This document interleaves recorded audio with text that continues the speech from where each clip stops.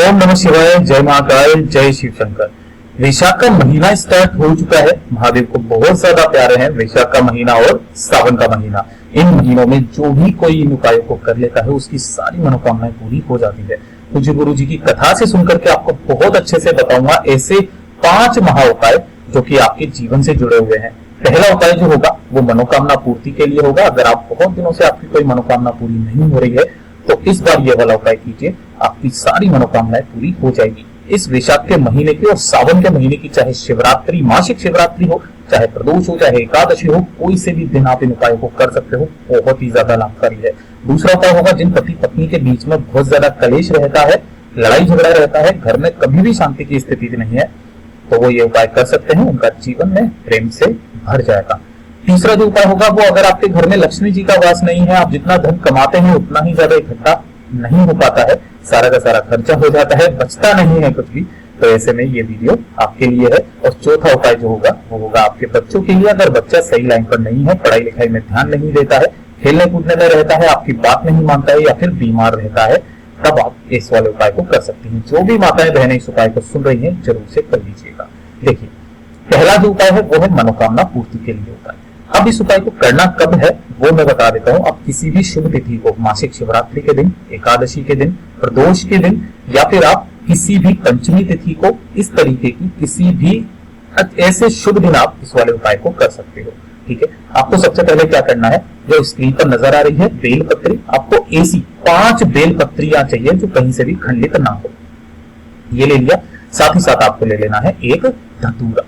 ठीक है, किसी भी विशेष मनोकामना पूर्ति के लिए महादेव जी को धतूरा जरूर चढ़ाया जाता है। साथ ही साथ आपको ले लेना है थोड़ा सा लाल चंदन। ठीक है, ये लाल चंदन ले लिया। अब आपको करना क्या है, देखो घर से ही आप कर लीजिएगा।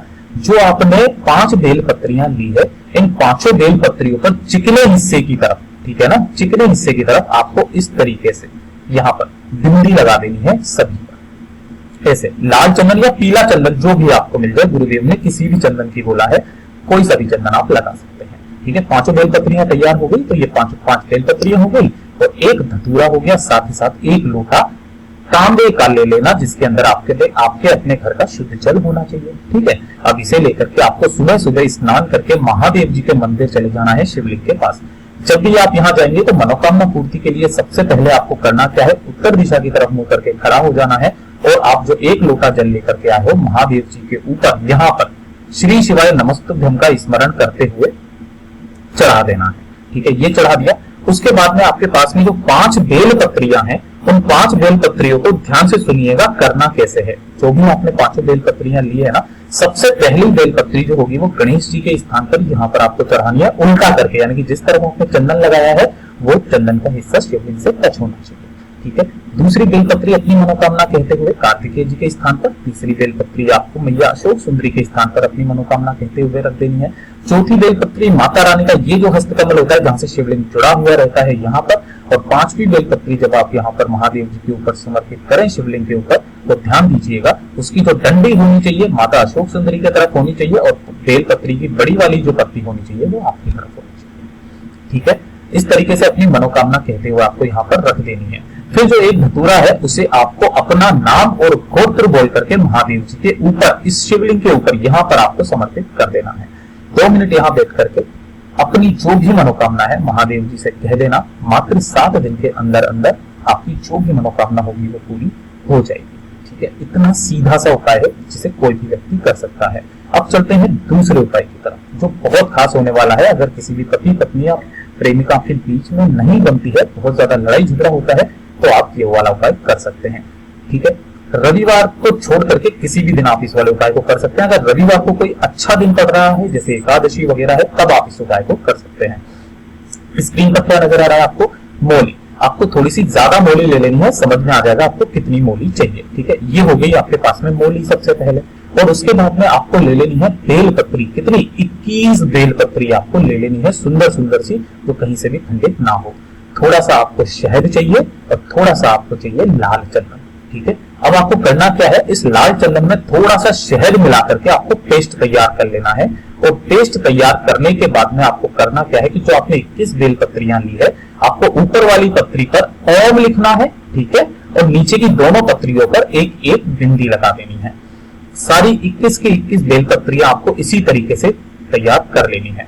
जब 21 बेलपत्री नौली है ना ये तैयार हो चुकी है, उसके बाद में आपको 1 लोटा जल और ले लेना है। ठीक है, इसे लेकर के सबसे पहले आप चले जाएंगे कहां पर, पीपल के वृक्ष के सामने। जब आप यहां पर जाएंगी, जो भी स्त्रियां सुन रही है ध्यान से सुनना, आपको पीपल के वृक्ष की नौली को लेते हुए लपेटते हुए कितनी परिक्रमा करनी है, 11 परिक्रमाएं आपको यहाँ पर करनी है, अपनी मनोकामना कहते हुए पिपलेश्वर महादेव जी का नाम स्मरण करते हुए। ध्यान दीजिएगा, पिपलेश्वर महादेव जी का नाम स्मरण करते हुए। उसके बाद सीधा आपको घर नहीं आना है, आपको चले जाना है महादेव जी के मंदिर में। जब आप यहाँ पर जाएंगे, आपका मुंह होना चाहिए उत्तर दिशा की तरफ। जो आपने 21 बेलपत्रियां ली है, वो एक एक करके अपनी मनोकामना कहते हुए या अपने पति का नाम और गोत्र बोल करके अपनी मनोकामना कहते हुए कि ये बहुत ज्यादा लड़ाई झगड़ा करते हैं, घर में कलेश रहता है हमेशा, ये सही लाइन पर आ जाए। जो भी आप कहना चाहो एक एक बेलपत्री के साथ में आपको वो कह देना है। बेलपत्री समर्पित कहां पर करनी है, ध्यान दीजिएगा, पूरी की पूरी 21 बेलपत्री होगी माता अशोक सुंदरी के स्थान पर। ठीक है, कैसे रखनी है, उल्टी रखनी है, यानी कि जिस तरफ में आपने ओम और चंदन लगाया है वो हिस्सा नीचे की तरफ टच होना चाहिए। ठीक है, सारी बेलपत्रियां यहाँ पर रखने के बाद में आपको 1 लोटा शुद्ध जल जो है वो महादेव जी के ऊपर यहाँ पर समर्पित कर देना है। जब आप इसको समर्पित कर दें, यहाँ से जल बहता हुआ नीचे की तरफ में आएगा। ठीक है, जितना भी जल आप इकट्ठा कर सको उसे आपको लेकर के अपने घर पर आ जाना है और अपने घर में कोने कोने में उस जल को छिड़क देना है, चाहे कितना भी हो, थोड़ा थोड़ा सा हर जगह पर छिड़क देना है। उस दिन के बाद से आपके घर में शांति रहने लगेगी, आपके पति की जो भी गलत आदतें हैं वो खत्म हो जाएगी, कलेश बिल्कुल खत्म हो जाएगा और वो आपके जीवन में प्रेम से भर जाएगा। ये हो गया दूसरा उपाय। अब चलते हैं अगले उपाय की तरफ, जो कि है धन प्राप्ति का उपाय। आप मेहनत बहुत करते हैं, है ना, लेकिन फिर भी आपके पास में धन जमा नहीं हो पाता है, लक्ष्मी जी आपसे रूठी हुई है, नाराज है, कुछ भी हो सकता है, तब आप ये वाला उपाय कर सकते हैं। ये आपके व्यापार में भी आपको बढ़ोतरी देगा। ठीक है, ध्यान दीजिएगा, सबसे पहले आपको चाहिए एक चांदी का सिक्का। हर किसी के पास में होता है, एक छोटा सा कैसा भी हो, चांदी का सिक्का ले लेना है और आपको ले लेना है थोड़ा सा लाल चंदन। ठीक है, लाल चंदन और चांदी का सिक्का और साथ में एक तांबे का लोटा जिसके अंदर आपको अपने घर का शुद्ध जल भर लेना है। इसी तांबे के लोटे में आपको चुटकी भर लाल चंदन डाल लेना है। ठीक है, तो ये लाल चंदन का जल हो गया और एक हो गया आपका चांदी का सिक्का। ये दोनों लेकर के आपको सुबह सुबह स्नान करके आपको पहुंच जाना है महादेव जी के मंदिर शिवलिंग के पास में।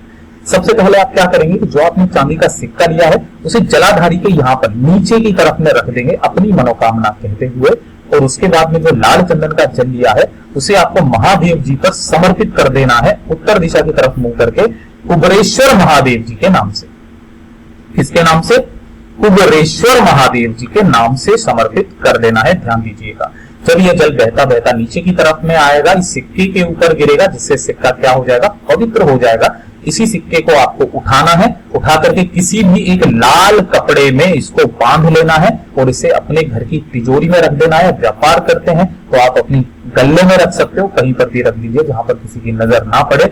उस दिन के बाद से आपका धंधा दिन दूनी रात चौगनी तरक्की करने लगेगा। घर में रखते हो तो पैसे की आमदनी होने लगेगी, कर्जा होगा तो वो सारा का सारा उतर जाएगा, आपका जीवन सुधर जाएगा। जो व्यक्ति इस उपाय को कर लेता है उसे जीवन में कभी भी धन की कमी महसूस नहीं होती है। जो आज का आखिरी उपाय है वो होगा बच्चों के लिए। जितनी भी माताएं बहनें सुन रही है वो जरूर प्लीज इस वाले उपाय को अपने बच्चे के लिए जरूर करना। ध्यान से सुनिएगा, आपको चाहिएगा थोड़ा सा, आपको चाहिए शहद। ठीक है, शहद ले लिया, उसके बाद में आपको चाहिए थोड़ा सा गाय का दूध। भैया कैसा होना चाहिए, ये होना चाहिए कच्चा दूध, जो एक बार भी गर्म नहीं होता ना, वो वाला कच्चा दूध जो दूधिया लेकर के आता है। ठीक है, गाय का कच्चा दूध हो गया। इसी के अंदर आपको थोड़ी सी शक्कर मिला लेनी है और इसे मीठा कर लेना है ना। कच्चा डायरेक्ट दूध नहीं लेना, इसको थोड़ा सा मीठा कर लेना है और ले लेना है 1 लोटा जल। ठीक है, जो अपने घर का होना चाहिए, तांबे का लोटा। ध्यान दीजिएगा, गाय का जो कच्चा दूध लिया है उसे आप किसी दूसरे पात्र में रखना, स्टील के पात्र में, उसे तांबे के पात्र में मत रखना। ठीक है, तांबे के लोटे में जल आपको अलग से ले लेना है अपने घर का। ये ले लिया। अब इसे क्या कर देना, जो भी आपका बच्चा है जो सही रास्ते पर नहीं है या कुछ गलत चीजें हैं या उसकी तबीयत खराब रहती है, उसके हाथ से इसको टच करवा देना है। और जो भी माताएं बहनें सुन रही हैं, इसे लेकर के चले जाना है महादेव जी के मंदिर शिवलिंग के पास। जब आप यहाँ पर जाएंगे, उत्तर दिशा की तरफ मुंह करके आपको बैठ जाना है। हमेशा की तरह बताता हूँ, सबसे पहले आपको जो आपने शहद लिया है, शहद से महादेव जी की शिवलिंग का अपने बच्चे का नाम और गोत्र बोल करके अच्छे से लगा देना है, पूरा मल देना है, यानी कि अभिषेक कर देना है। उसके बाद में क्या कर देना है, अपने ही हाथों से इसे वापस से पोंछ देना है। पोंछने के बाद जो आपने मीठा गाय का कच्चा दूध लिया है, इस कच्चे दूध को आपको शिवलिंग पर, यहां पर इस शिवलिंग के पूरे शिवलिंग के ऊपर इस तरीके से यहां से एक धारी से तुमरुका महादेव जी के नाम से समर्पित कर देना है। ठीक है, किसके नाम से? तुमरुका महादेव जी के नाम से समर्पित कर देना है। ठीक है, ये कर दिया आपने। उसके बाद में जो आपके पास में एक लोटा शुद्ध जल जो है, उस एक लोटे शुद्ध जल को भी आपको तुमरुका महादेव जी के नाम से समर्पित कर देना है, अपनी मनोकामना कहते हुए कि आपका जो भी बच्चा है वो सही रास्ते पर आ जाए, उसकी, या फिर वो बीमार रहता है तो उसकी तबीयत सही हो जाए। जो भी आपको कहना है अपने बच्चे के लिए, सारी की सारी कहानी कह दीजिए। कहने के बाद जब ये जलाधारी से जल बहता हुआ नीचे आएगा, आपको उसी तांबे के लोटे में इसी जल को इकट्ठा कर लेना है। ठीक है, इसे अपने घर पर लेकर के आ जाना है। लगातार 7 दिन तक आपको अपने बच्चे को इसकी 2-2, 3-3 बूंदे, चाहे आप चाय में मिला के दे दो, चाहे आप सब्जी में मिला के दे दो, चाहे किसी में भी मिला करके दे दो, अपने बच्चे को खिला देना है। यकीन मानिए आपका बच्चा लाइन पर आ जाएगा, आपकी बात मानने लगेगा। बीमार है तो वो एकदम खड़ा हो जाएगा, बीमारी एक झटके में उसकी दूर हो जाएगी। इतने अचूक उपाय हैं। और अगर किसी गलत रास्ते पर है तो वो सही रास्ते पर आ जाएगा, पढ़ाई में मन लगेगा और साथ ही साथ अव्वल भी आने लगेगा। तुमरुका महादेव जी का ऐसा आशीर्वाद से मिल जाएगा। तो जो भी स्त्री या जो भी पुरुष इन उपायों को कर लेता है, यकीन मानिए उसका जीवन हमेशा के लिए सुधर जाता है।